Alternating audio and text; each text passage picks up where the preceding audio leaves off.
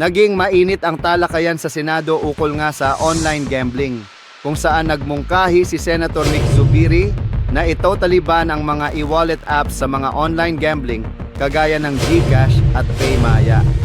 Are we going to ban now the e-wallets from being utilized for online gambling payments? Kung saan hindi naman sinang-ayonan ni Senator Rodante Marcoleta dahil sa kadahilanan na dapat pagkor ang unang gisahin sa pagdinig at hindi ang mga e-wallets apps. Dinugtungan pa niya na we are barking at the wrong tree.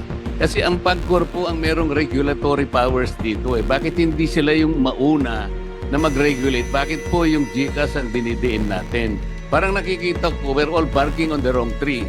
Pero sa pagtutol ni Senator Marcoleta ay bigla na lang uminit ang talakayan ng binara ni Senator Rafi Tulfo, ang naging pahayag ni Senator Marcoleta. But for the record, I was the one who suggested. Hindi po pwede magtaya yung mga bata kung wala yung... Kaya nga po, ang sinasabi ko, i-suspend nila. Tapos na yun. Pag sinuspend nila lahat, yung link, so wala na pong magbabayad. Sa mga hindi pa nakasubscribe sa YouTube channel natin, ay huwag kalimutan pindutin ang subscribe button para updated kayo sa mga upload natin. At sabay-sabay nating panoorin ang buong balita. Tapos nawala na yung apps na yan. Ba't kinakailang palugit para marami pang pwedeng tumaya? Para meron pang mga kukuha ng porsyento sa mga taya na yun? Mr. Chair, Sir, I'm may asking I him. interject? Sir, excuse me. I want him to answer my question. Senator Rafi, finish first. I want him to answer my question, Senator. Pakisagot lang po yung tanong ko. Ba't kinakailangan ng 48 hours na pwede naman gawin agad-agad? Tulad nga sinabi ni Senator Villanueva and Senator Migs, nagtataka lang kami. At si Erwin nga nagsabi, pag hindi mo makagawa yan in 48 hours, iko-contempt ka. Pakipaliwanag, okay, mabilis lang. Anong proseso ba dapat ang ginagawa para ito ay tuloy na matanggal?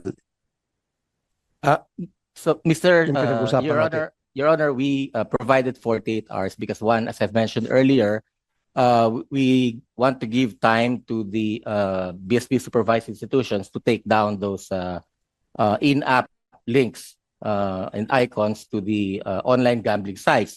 The other reason, Your Honor, is so that we will also provide time for the customers, for the consumers, to withdraw their funds from the online gaming account once they learn that we are already removing the links from the BSI mobile payment applications and websites, Mr. Chair. So within that time, for consumers who may want to take their money out from their online gambling accounts, they may do so, Mr. Chairman.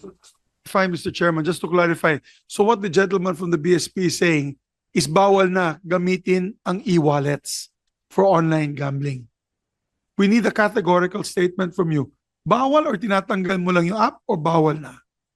We're removing the in-app links po from the Not the use. websites. Not the use. Because what happens now if they want to go into a scatter or whatever game and it says there how to pay using PayMaya, GCash, nandun pa yun.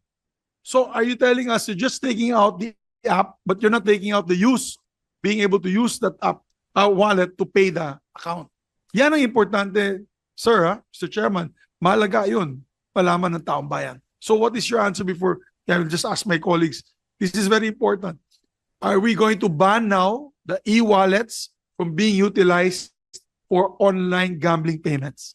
Mr. Chair, before he answers, because I'd like to put this in the proper perspective, this representation was the one who this morning made the suggestion, considering that the PAGCOR and the ICT has yet to do some struggling on how to regulate the online games operators. Ang sabi ko nga, maybe BSP should issue a suspension order to all wallet platforms like PayMaya, GCash, etc., to suspend their links to all online gambling operations. Yun po yun eh. Hindi ko alam na bakit sila po yung parang nagigisa ngayon, samantalang they're only, I think they have only a very limited participation. Sir, are you a game developer? Are you an enabler? Are you a promoter? Di ba ang pinag-uusapan natin dito, Mr. Chair, mga online game gambling operators? Senator Marcoleta, let's just clarify this. Kasi sila yung nagbigay ng pahintulot o lisensya sa mga e-wallets. Pero kasama po ba sa paglilisensya ninyo na pumasok sila sa sugalan, BSP Governor, sir? Did you allow them? I mean, meron po ba kayong go signal to include online gambling sa e-wallets? Did you do that? Kasi ang alam ko po, e-wallet para padala ng pera, di po ba? Bakit po pumayag kayo? I mean, this has been going on for several years now. Mr. Chair, we allowed them to send funds or to remit funds to legal and Kaya nga po, bilisan na po natin. Pinayagan nyo ba sila na maglagay ng gambling? Pinayagan po ninyo? given Yes, that yes, yes or no, sir? Yes or no? Did you? Yeah. Did you or did you not? Para malinaw po tayo, may katanungan po Senator Marcoleta at magtatanong pa po Senator Cayetano, di pa po kami tapos sa PAGCOR. Just Hindi. answer yes or no. Pinayagan nyo ba? Sandali po, hindi pa nasasagot muna yung tanong ko eh. Ay, kayo muna magot sa tanong ko. Kayo po ba ay game developer? Kayo ay enabler, promoter, and marketer ng online games? Kasi hindi po. Mr. Chair, parang sila ngayon ang nagigisa eh. That's why I'd like to point out, ano po ba yung limited participation ninyo eh? Kasi ang PAGCOR po ang merong regulatory powers dito eh. Bakit hindi sila yung mauna na mag-regulate? Bakit po yung GCash ang dinidiin natin? Parang nakikita ko, we're all barking on the wrong tree. I just made a suggestion this morning but I did not expect na sila yung gigisahin natin. Hindi po sila yung operator eh. Ang kanila, sa akin pong pagkakaunawa, the participation of GCash occurs only at the point where lawful payment facilitation is performed. And GCash has employed stringent regulatory and compliance control. So, bakit sila yung receiving end? Ito lang naman ang punto. Let us be very reasonable here. Don't be harsh on anybody.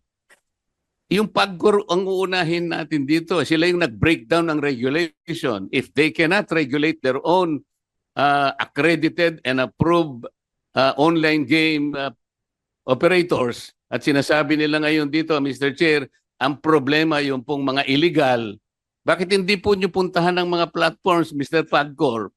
Eh, ang mga platforms, kabisado naman natin kung sino-sino sila. Ito yung Google Pay. Ito yung Amazon, ito yung Facebook, ito yung Twitter.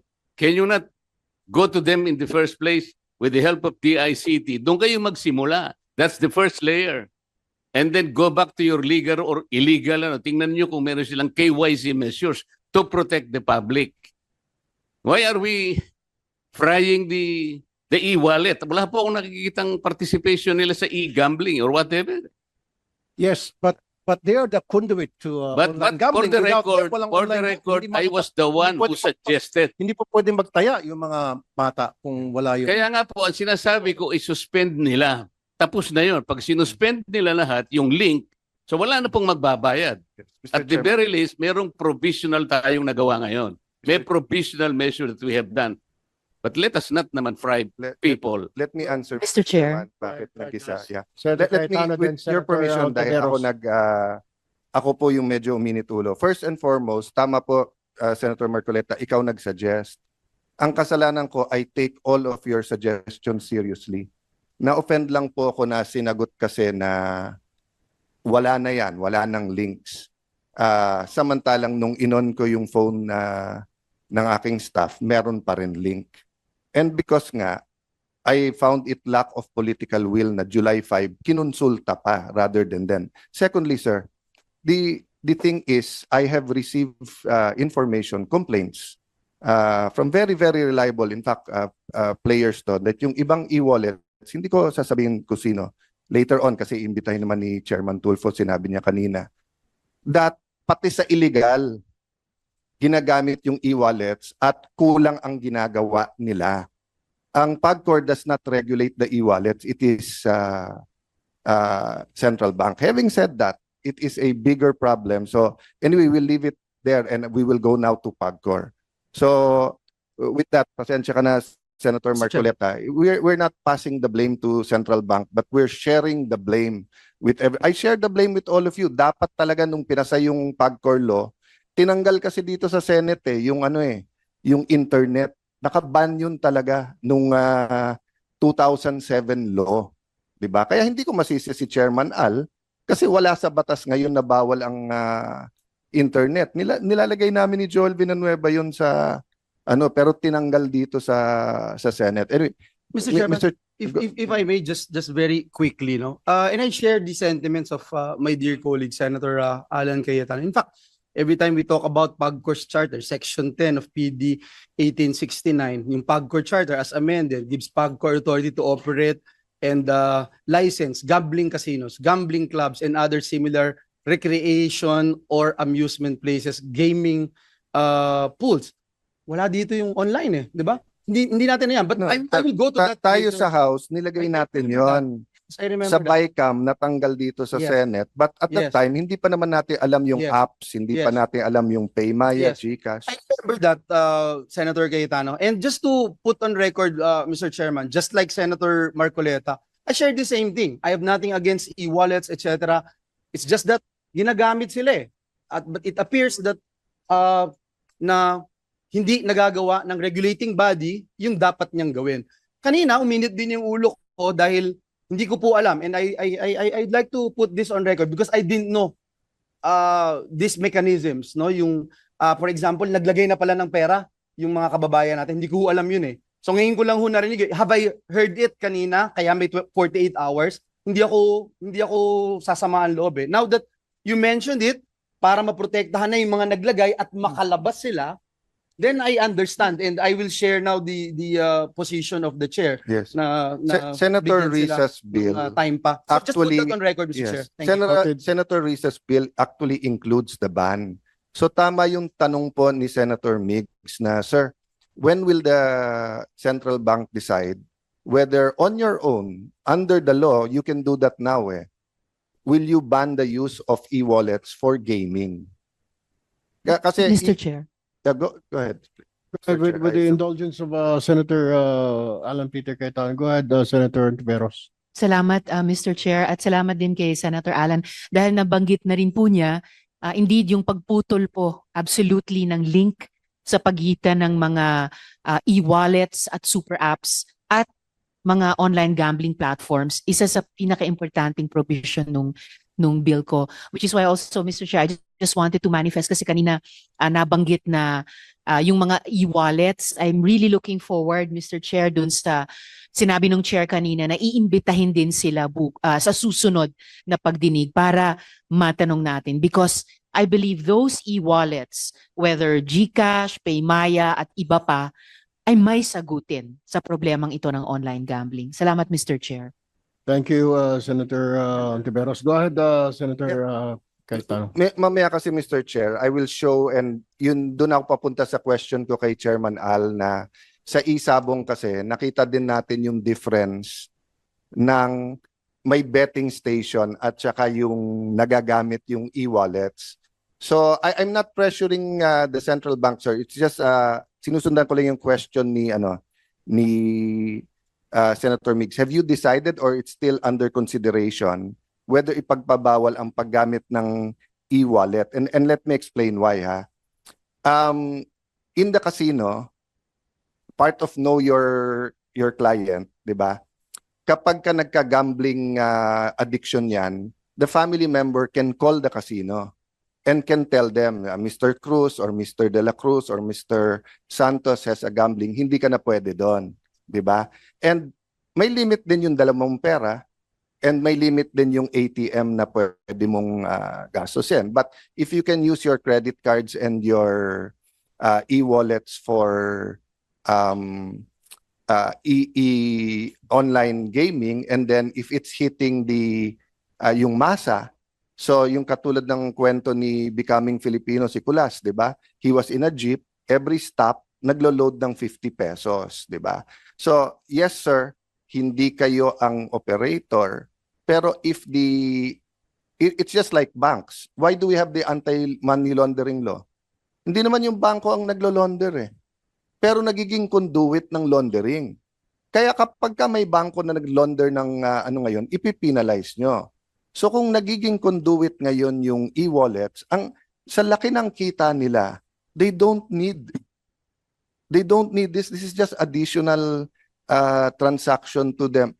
Sir, baka yun ang so just answer that question, but in the next hearing, can you give us data sa kita ng e-wallets? How much ang kita nila yung day-to-day transactions, whether kuryente, tubig, grocery, in general, at magkano yung sa online, sa gaming, di ba? So is the central bank considering that or hindi na? Tapos na yung regulations niya?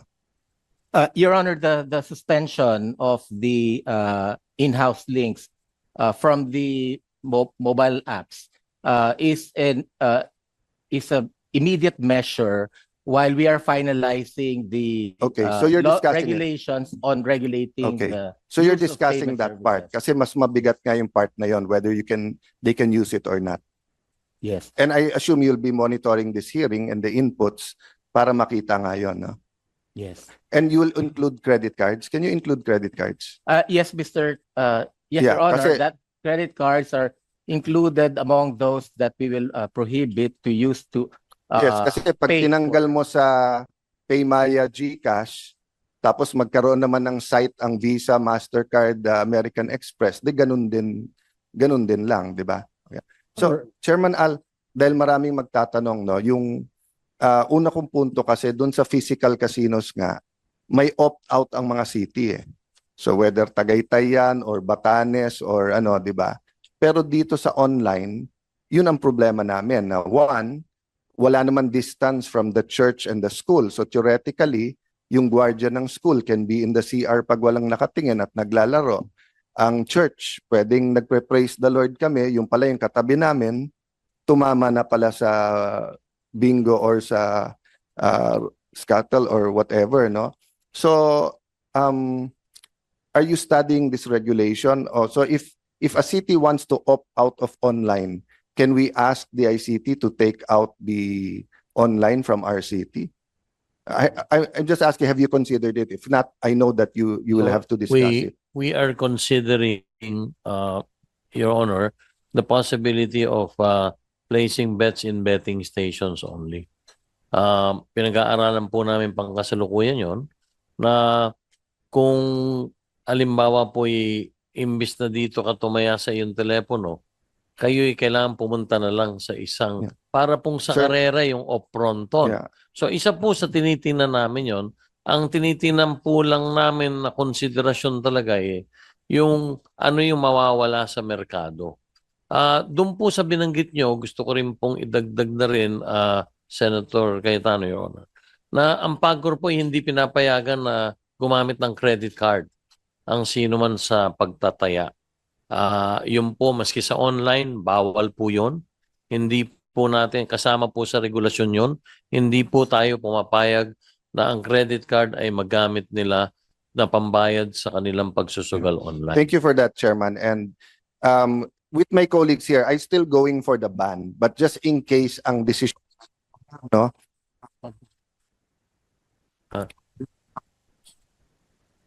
No. Meron master control yung sa main chairman eh. So, naka-cancel ang co-chairman. So, wala naman ako masusumbungan kasi ang chairman natin Tulfo, so hindi ako makakasumbong sa Tulfo. Chairman. Chairman Al, the reason I bring this up, and I'm happy you're discussing it, I'm still for the total ban and many here are for, but between a total ban at wala tayong gawin, somewhere there is yung regulation that works. So I want to focus on regulation that works, no? If you look kasi at Isabong, no? It was really the online component at isa sa lumaki talaga ng husto yung GCash. Paymaya was bigger than GCash before Isabong, no? And the thing about when you said kanina na nagproliferate pa rin yung illegal, I have here on my cell phone statement ng CICT na iwa-wipe out nila yung illegal na isabong. If you can wipe out illegal isabong, then you can wipe out the other illegal. But I agree, Asek Aboy, I don't wanna put you in hot water and I want to put in context. Umami naman sila na cat and mouse. Kasi nga, pagka illegal, they'll change site, di ba? Even sa e-wallet, di ba? So, pagka legal at pwedeng gamitin yung e-wallet, diretso doon. Pag illegal, you'll have to keep reporting kasi may sistema sila na kunwari iba yung corporation para mag-appear doon sa bill, hindi siya gaming site. So, I am aware that there is a cat and mouse game here. But I just want to make a point na nung I lost my speakership partly because of Isabong. Because I did not allow it to be calendared for the franchise, 'di ba? I was threatened, okay, but it's worth the cost, 'di ba? But ang point ko po, sir, yun din ang sinabi nila at medyo nadurog puso ko when I heard Senator Win, who is one of our most studious senators, report in Malacanang about vapes. Ang marketing ng vape, i-approve natin because it is safer than cigarettes. And ang sinabi, yung vapes is for the older people who cigarettes to go down. Pero Senator Win, ano yung statistic na binigay mo? Ilan sa youth na natin ang gumagamit ng vape? Mas marami ng youth ngayon, yung mga first yung tawag nila. You first gave a time percentage, di ba? Remember? Yeah. Basta it was a staggering percentage, no? So ang point ko lang, Chairman Al, na I agree with you na proliferate yung illegal.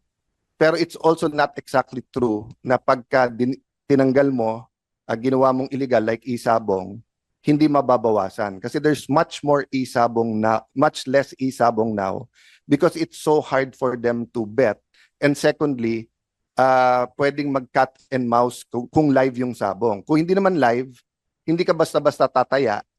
Kasi kung replay, parang kay Manny Pacquiao yun. Ba't ko, di ba, para kang, alam mo ng draw eh. So sa draw ka tataya, hindi sa sinong mananalo, no? But, maybe I'll stop there kasi Chairman Al has been saying that meron na sila. What I wanna hear, Chairman Alice, ano yung mga dinidiscuss yung regulation and whether it will work or not, di ba? Opo.